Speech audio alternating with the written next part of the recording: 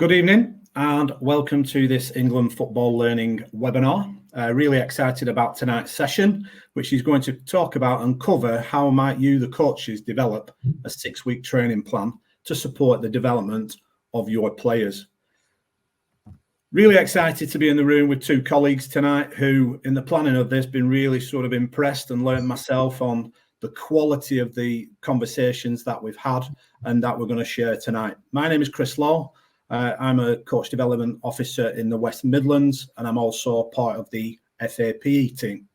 And like I said, I'm really privileged to be joined by Stacey and Rosi tonight. So we're going to start with the session aims for tonight.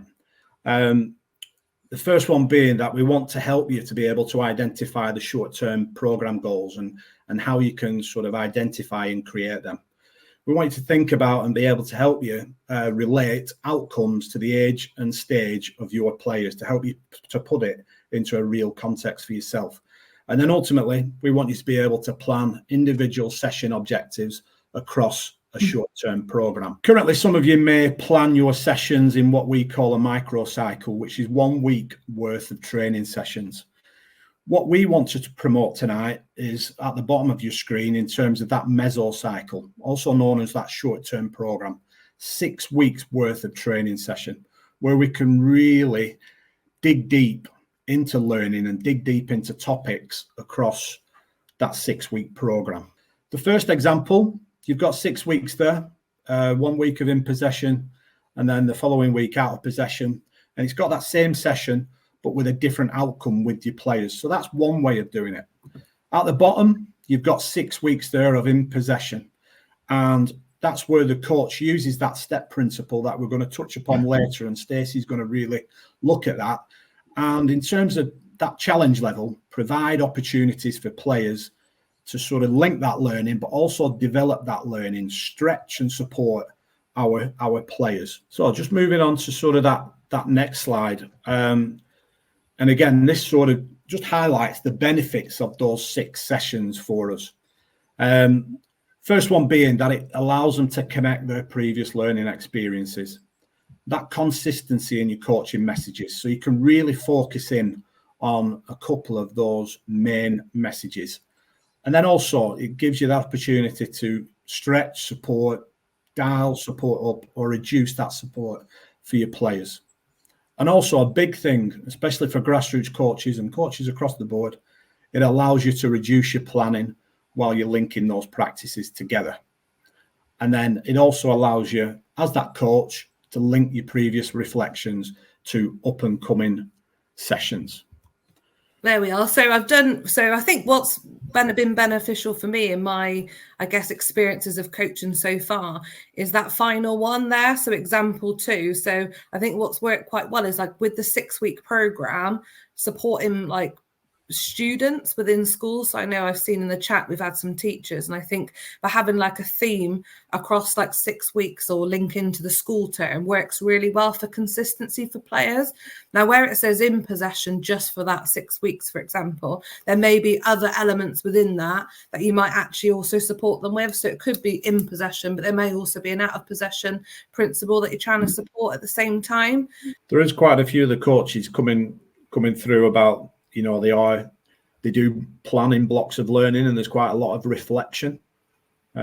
Stacey, what in terms of coaches reflecting on from a match day, how does that link in with the sessions and the 6-week block, and maybe a discussion around playing and club philosophy maybe? Yeah, I mean, from my perspective, working with youth football is around like what you're going after. So like your playing style, we're going to get into a bit more detail in a second around like the 6-player capabilities and how that could maybe have a little bit of impact as well around, I guess, like how it is you want your players to play. But I think for me, I'd have the theme around, especially working with youth football, what we're trying to support all the players with, whether that's an in-possession theme for that block. And then I would link the learning from that, from each game, and then think about how how we can, I guess, support them from the training session from week 1 into week 2. Was there anything specific that we saw in the game? So it might be the players that are game changers that are going to come on, they could do a little bit of a tally. So if it was like how many times we could get the ball maybe working through the back into the opposition half, we could have a little tally, and then the next week we could try and achieve that more, or it depends what the opposition face. So I think for like youth football, it isn't everything around the result, it's actually focusing on like the development. But I've noticed in the chat box someone mentioning around not always thinking, even though you've got 6 weeks and you've got a topic, if say you were to pick in possession for 6 weeks, that's your decision as a coach for the development of the players. But actually you don't need loads of 6 weeks of sessions. You might have one session that then after week 1 you might decide, and we're going to get into a bit more detail around actually we might be able to replicate that session because they got a little bit of success but not full success, and I might have to adapt or adjust the game based on my reflection of that and align to the game the weekend also. So we're now just going to move on to I don't know how many people have seen the coach planning and reflective model. If you're fresh off the UEFA C, then you should know it because it's pretty much on all the 3 blocks that you attend. And this is a bit more of a detailed plan, do and review kind of model. And for the first bit, we're just going to be focusing on the intended outcomes. And for me, the intended outcomes is a logical order to start from. I often go out and work with coaches that start with the practice design. And one of my biggest frustrations is social media. I think it's a great space for sharing sessions and practice designs. But I often see coaches get frustrated when they call a Man City first team session and it doesn't work with their under-9s. And a number of reasons for that, because probably their players don't have the capabilities yet to be able to perform a session like that. But also as well, it doesn't relate to their learning. It looks like a great session, but it's kind of just plucked from the air and put in there as a curveball. And the thing that I want to try and get out is how are we really connecting the players' learning through our intended outcomes in our practice design. And as you can see at the bottom, it relates back to what I said earlier on when I came on, is sometimes players might need 1, 2, 3 sessions to understand what you're asking them to do, and that's okay. I think a lot of the time coaches feel under pressure, not so much from the players, but parents watching. That seems to be the biggest thing that comes up, is when I speak to coaches and I say, well, what did you do last week? Why didn't you use that as a starting point? They normally say, oh, because the parents are watching and every week they want to see something different. Well, what are your players getting out of that? So for me, intended outcomes, whenever I'm planning a session, I always go through this stage of what, why, who, where, and how.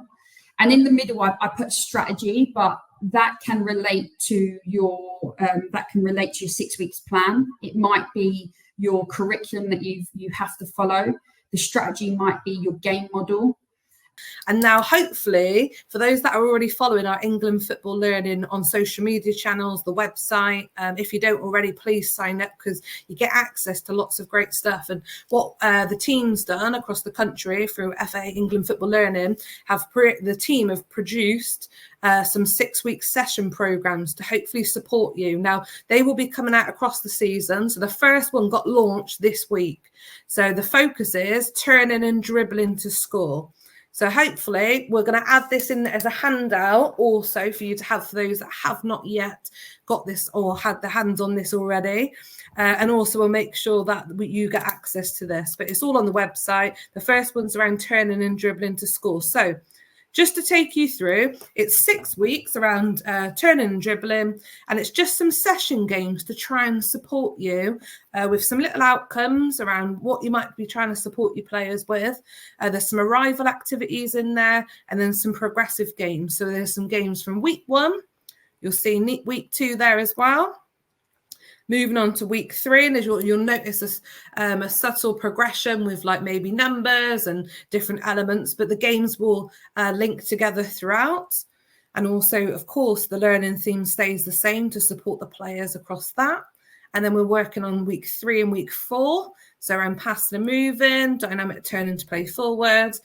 And then we're going to go into week 5 and week 6 as well, which aligns with the attacking principles, but all focusing around that turning and dribbling with the ball. So those would be the 6 weeks that have come out. Now, I think what's really clear to say on this, and especially from my expertise around developing this across my time. So there would have been many times with coaching, I'm sure we're all the same, where we may have gone, right, here's 6 weeks of plans, perfect. That's me sorted for 6 weeks. But actually, does that meet the needs of your team and your players, and also what you're asking them to do? So I think what's really clear, here's a template, but you really need to consider now, what are the changes you might need to consider from rather than going, right, we've planned week 6 already, let's do week 1. And actually, was there any games from week 1? So if we went back to week 1 here, are there any games that we actually think, well, actually, our players might need a little bit more support on, or we might be able to adapt and change that game for week 2? So we don't have to always jump from week 1 to 2 based on what the FA have produced in terms of this 6-week programme. It's just a guide and a template to give you some ideas, hopefully. And I'm certain, based on your expertise on the chat that I read already, and you by knowing your players, you'll know what works for them. And also, when you get really comfortable in your debrief with players at the end, one of the questions I always say, what was your favourite game and what could make this game even better? And straight away, they give me so many ideas that I'm like, wow, I could have changed that game about 10 times. But I think for you, it's an opportunity to step back, assess the situation around the theme, turning and dribbling, and going, actually, we might need to replicate and have another go at that practice the next week. So yeah, you get access to these 6 weeks. And like I've already mentioned, throughout this season, there's going to be more. So I already know there's one around pressing and challenging, which my colleague Chris on the call today is going to delve a little bit more into to give you some insight into that one that's coming in autumn, I believe, which we're soon approaching. So yeah, that's just some ideas. And you have access to those, but please do ensure that you adapt this to your players, because that is the most important. They're the most important people, aren't they? And we want to make sure that they love their football and they come back next week.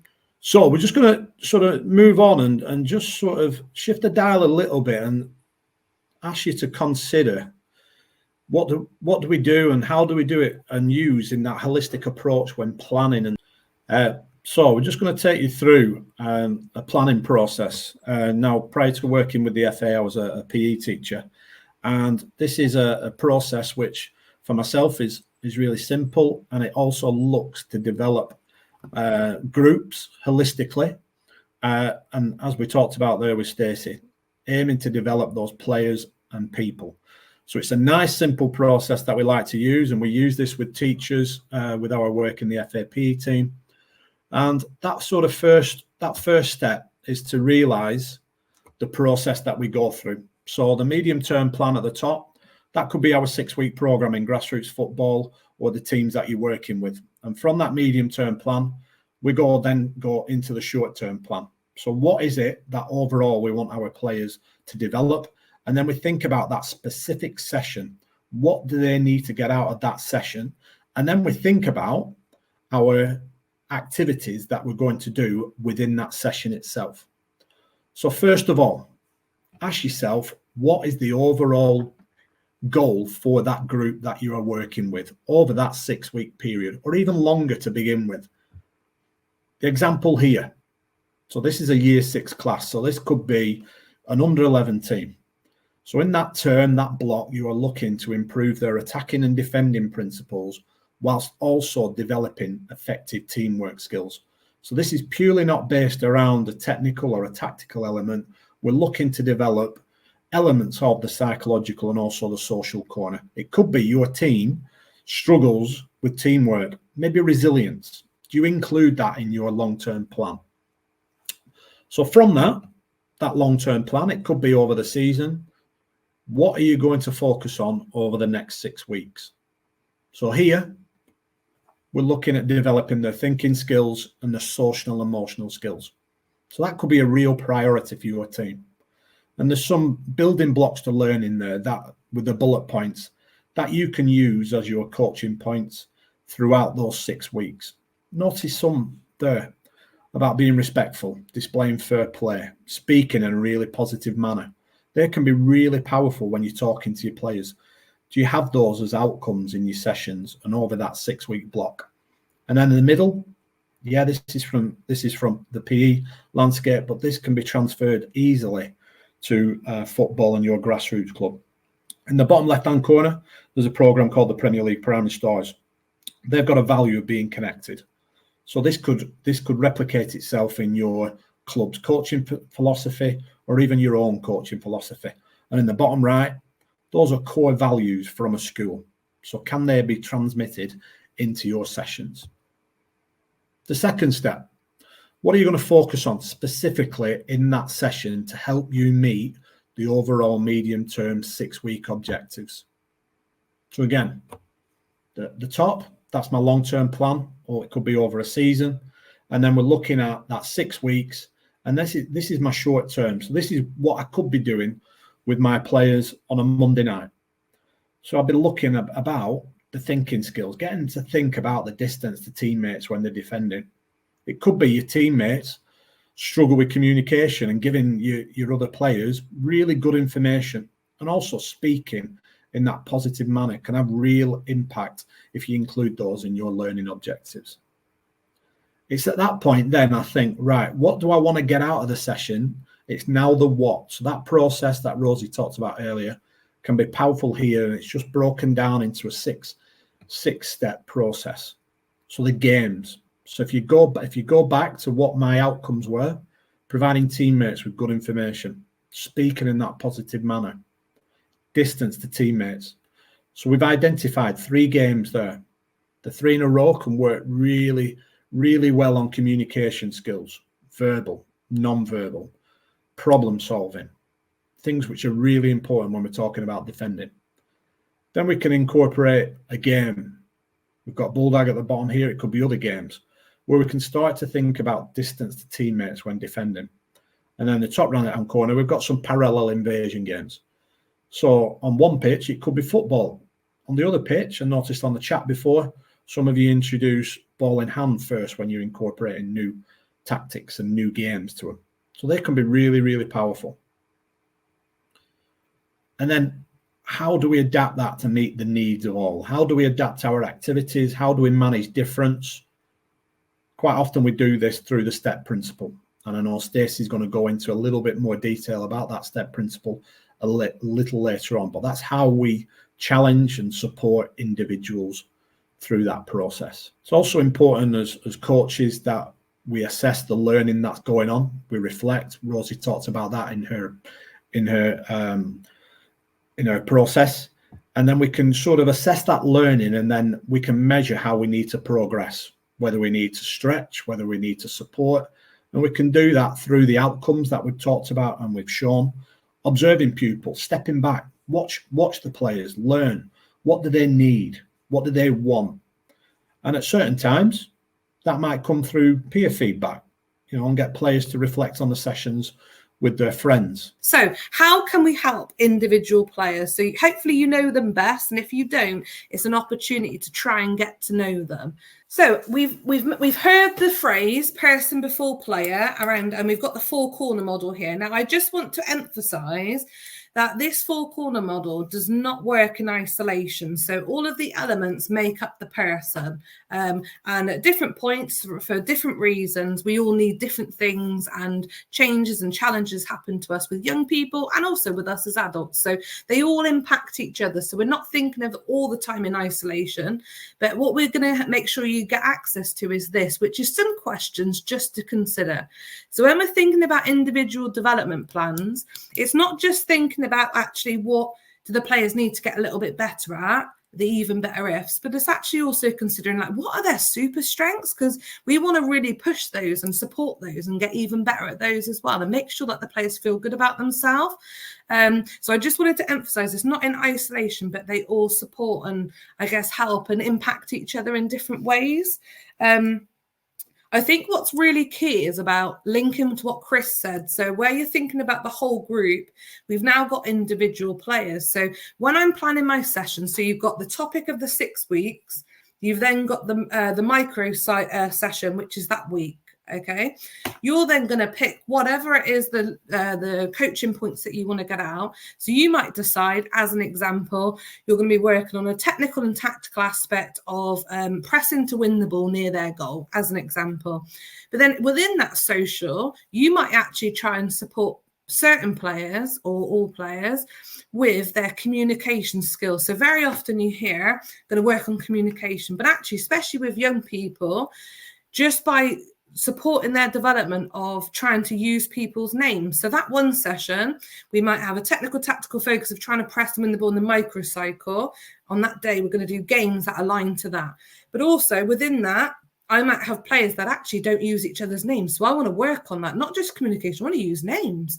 So we're going to do some games. And I've seen in the chat box, someone spoke about handball, could be a fun handball game, could be anything that aligns and supports that. It could be some small-sided 3v3 matches.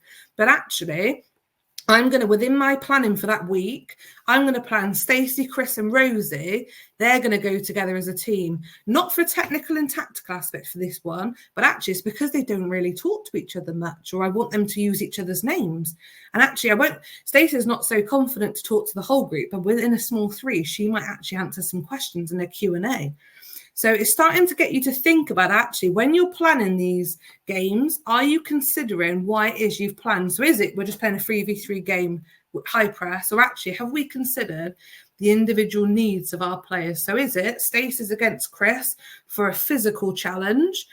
Is it Rose is really good at keeping the ball, but actually we know that Chris is going to give a real physical challenge for her. So in a 1v1 game, they're going to play that for a little time. But then at some point, we're going to need to not make sure Rosie always plays against Chris, because then we think about the psychological element. Her self-esteem might go down if she keeps losing the ball all the time. So we need to manage that. So I think for you is some questions to consider that can support you when you're planning your individual weeks. Why is it you've planned the team the way you have, or why is it? So prime example, I've got one working with a midfield player, so under 14s, wanting to go into under 16s soon. Always received on the right foot, always turned out that one way. So when I plan my session, I specifically put her on the left of midfield to give her the opportunities where she'd have to turn out that way at times. So I haven't put her there the whole time, but it's different opportunities for that one session where I really wanted to make sure I supported her. So I know within that session, psychologically, she's going to find that quite difficult. So I've had to consider how I'm going to support her through that. And as we finish, just a big thank you to Stacey and to Rosie for their really powerful conversations, their experiences. It was a real pleasure to listen to as well. And then also, if you do want any future resources, like Stacey mentioned, do look at the Instagram, the X and TikTok. There's some amazing resources out there now. There'll be more coming out in the future. But just a really big thank you for giving up your evening. Hopefully you found it as beneficial as I have. And please download the resources before you go on.